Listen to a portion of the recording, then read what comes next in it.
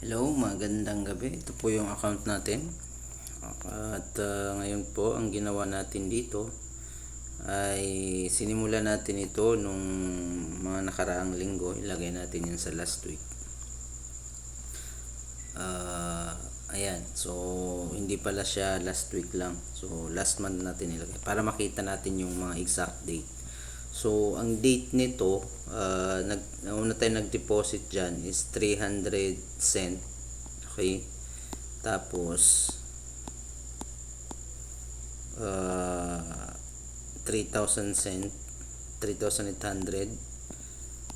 Tapos, saan pa ba? Basta ang total na na-deposit natin dyan is 6,170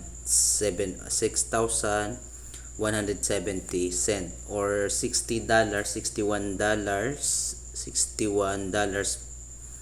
Tama ba? $61. Yeah.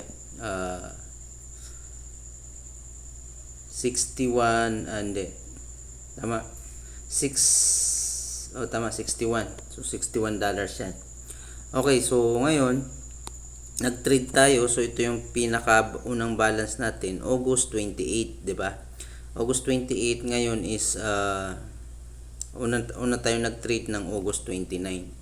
So then nag-trade tayo at yun, pagdating ng panahon, ito na nga siya, naging doble na.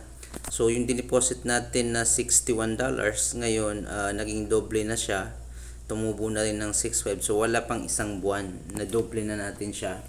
At ito ngayon yung kanyang status. Meron na naman tayong positive dito sa CAD JPY. Ayan.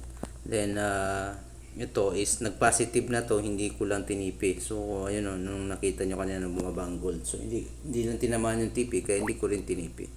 So yan ngayon yung status niya, na doble natin sa loob ng wala pang isang buwan. So maganda yung naging resulta at walang floating, napakalit lang ng floating. Okay, so yun lang muna at maraming salamat, magandang gabi na rin.